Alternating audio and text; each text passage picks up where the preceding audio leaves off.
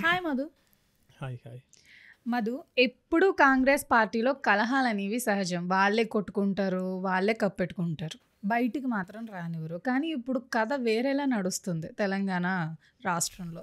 తెలంగాణ రాష్ట్ర అధ్యక్షురాలు సునీతారావు వర్సెస్ మహేష్ నడుస్తుంది. అసలు ఎందుకు ఈవిడ సునీతారావు మహేష్ మీద ఆరోపణలు చేస్తుంది? నువ్వేమనుకుంటున్నావు అసలు దీని గురించి?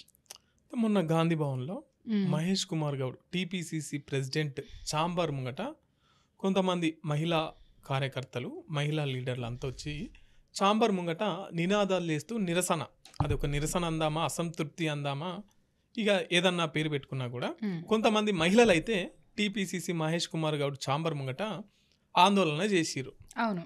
ఒక్కసారి అసలు ఈ కాంగ్రెస్ పార్టీ మహిళల మీద ఎటువంటి అభిప్రాయం ఉంది, ఎటువంటి ఉద్దేశం ఉంది అనేది కొంచెం లోతుకెళ్ళి మాట్లాడుకుందాం. తెలంగాణ రాష్ట్రంలో మహిళలు మొత్తం 1,40,00,000 మంది ఉన్నారు, మహిళా ఓటర్లు.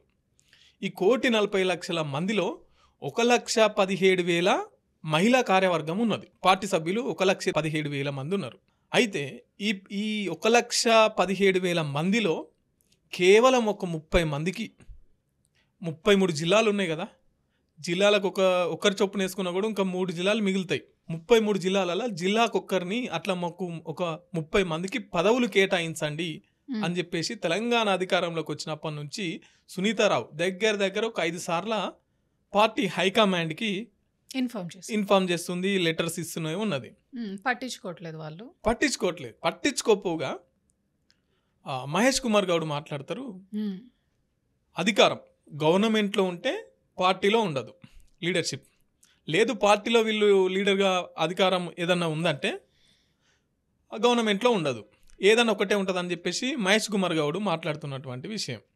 ఎట్ ది సేమ్ టైం ఇప్పుడు పార్టీకి సంబంధించేమో మహేష్ కుమార్ గౌడ్, గవర్నమెంట్కి సంబంధించేమో ముఖ్యమంత్రి రేవంత్ రెడ్డి. అటు గవర్నమెంట్లో మాకేమైనా పదవులు ఇవ్వండి సారు అని చెప్పేసి రేవంత్ రెడ్డి దగ్గరికి పోతేనేమో మహేష్ కుమార్ గౌడ్ దగ్గరికి వెళ్ళండి అని చెప్పేసి రేవంత్ రెడ్డి చెప్తారు.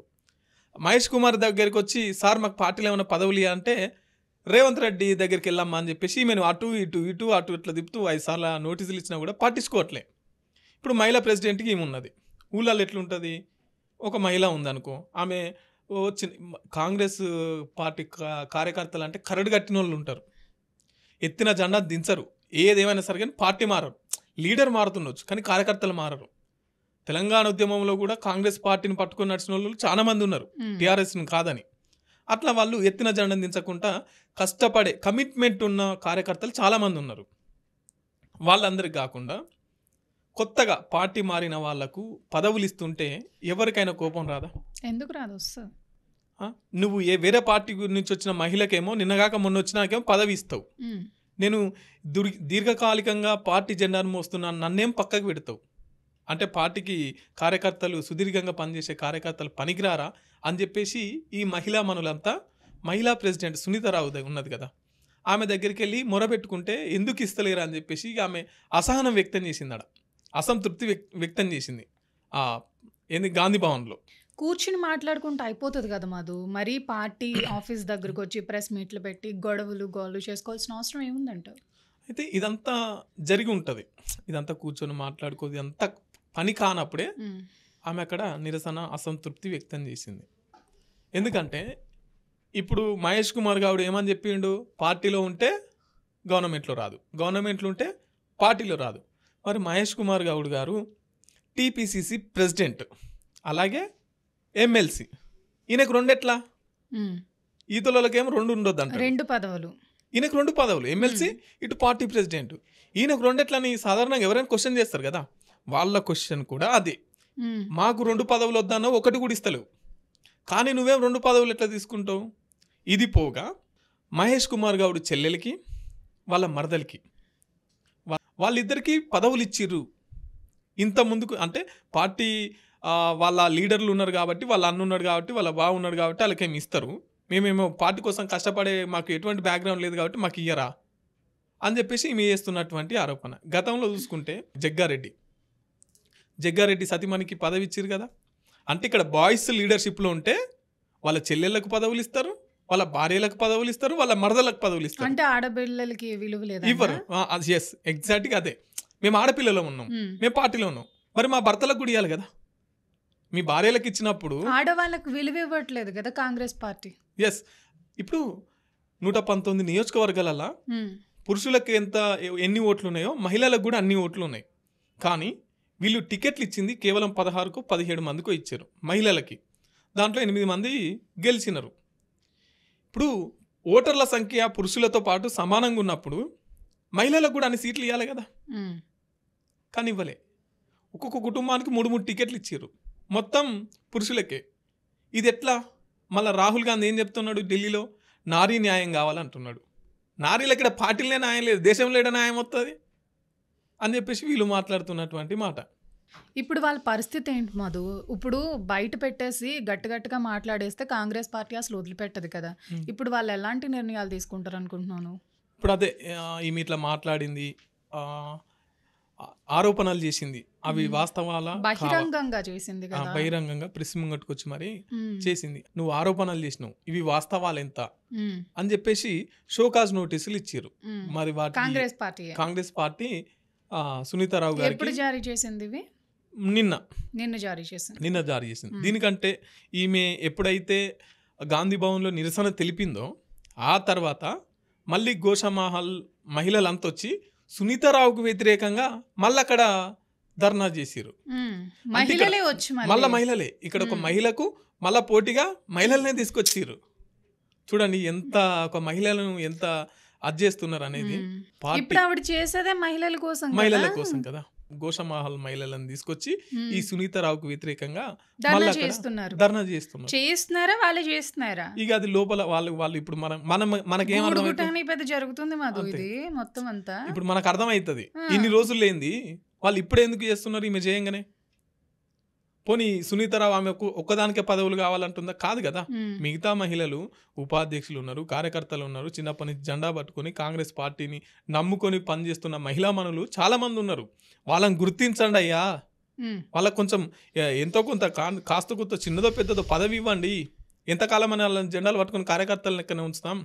బయట నుంచి వచ్చిన వాళ్ళకి పదవులు ఇస్తా అంటే చెప్పురి, మేము ఏ పార్టీలో పోయి మళ్ళీ రావాలి, మేము కూడా అట్నే పార్టీలు మారుకుంటూ వస్తాం, మాకు కూడా అప్పుడే పదవులు ఇస్తారు అని చెప్తే అక్కడ గోషామహల్ మహిళలను తీసుకొచ్చి అక్కడ ధర్నా చేయించి ఇప్పుడు ఆమెకు షోకాజ్ నోటీసులు ఇచ్చారు.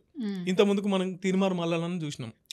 సేమ్ ఇదే బీసీ కులగణను తగలబెట్టినందుకు, లైవ్లో తగలబెట్టినందుకు ఆయనకు షోకాజ్ నోటీసులు ఇస్తే ఆయన రిప్లై ఇవ్వకపోతే ఆయనను పార్టీ నుంచి సస్పెండ్ చేశారు. ఇప్పుడు ఈమెకు షోకాజ్ నోటీసులు ఇచ్చారు. ఈమె రిప్లై ఇస్తుందా? ఏమని రిప్లై ఇస్తుంది? ఒకవేళ రిప్లై ఇవ్వకపోతే ఈమె పరిస్థితి ఏంటి? ఎందుకంటే ఇప్పుడు ఇక్కడ మహేష్ కుమార్ గౌడ్ మీద ఈమె ఆరోపణలు చేస్తుంది, తర్వాత ముఖ్యమంత్రి మీద ఆరోపణలు చేస్తుంది. ఈ రెండే పెద్ద తలకాయలు తెలంగాణలో.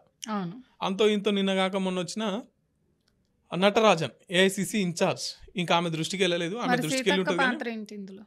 సీతక్కది ఏముంటుంది? మహేష్ కుమార్ గౌడ్ కాదన్న తర్వాత, రేవంత్ రెడ్డి కాదన్న తర్వాత సీతక్క ఏముంటుంది?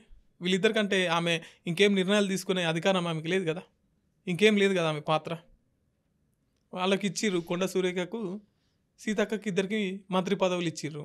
ఇంకో 6 మంత్రి పదవులు రావాలి. దాంట్లో ఎంతమందికి మహిళలకు ఇస్తారో తెలియదు, అవి ఎప్పుడు ఇస్తారో తెలియదు. ఆల్రెడీ 15 నెలలు అయిపోతున్నది. అవి వాళ్ళు లేకుండానే రాష్ట్రం నడుస్తున్నది. అయినా వీళ్ళు అంత పెద్ద పదవులు ఏం కోరుకుంటలేరు కదా.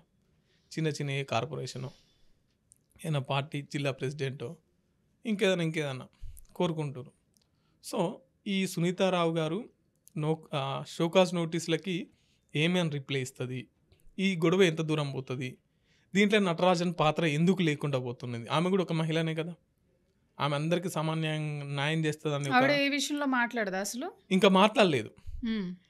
సునీతారావు గారు వెళ్ళి ఆమెను కలిస్తే, లేకపోతే నోటీసులు ఇచ్చిన విషయం తెలిస్తే ఆమె ఏమైనా నిర్ణయం తీసుకొని ఎస్ మహిళలు కూడా ఆకాశంలో సగం అన్నింటిలో సగం అన్న మహిళలు పార్టీలో కూడా సగం.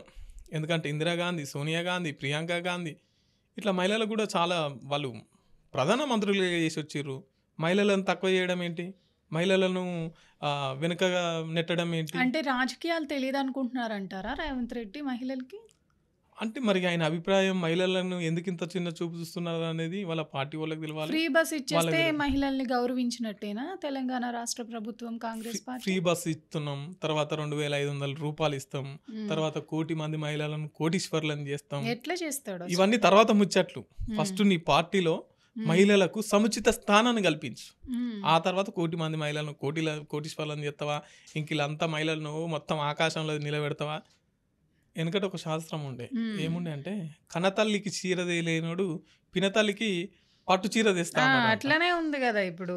ఎలా అంటే రేవంత్ రెడ్డి పైకి మాట్లాడేది ఒకటి, లోపల చేస్తున్నది ఇంకొకటి. ఆయన కదా అర్థమవుతుందో లేదో ప్రజలకు అర్థం కావట్లేదు. సొంత పార్టీ కార్యకర్తలు, సొంత పార్టీ మహిళలే వచ్చి గాంధీ భవన్ లో ధర్నాలు చేస్తున్నారంటే ఇంకా తెలంగాణ రాష్ట్ర మహిళల పరిస్థితి ఏంటి? అదే కదా. ఇప్పుడు వాళ్ళు ఏ విధంగా బతుకుతున్నారు? ఫ్రీ బస్ ఇచ్చేస్తే ఎవరు మాట్లాడరు, ఎవరు నోరెత్తరు అని అనుకుంటున్నారు అంతే.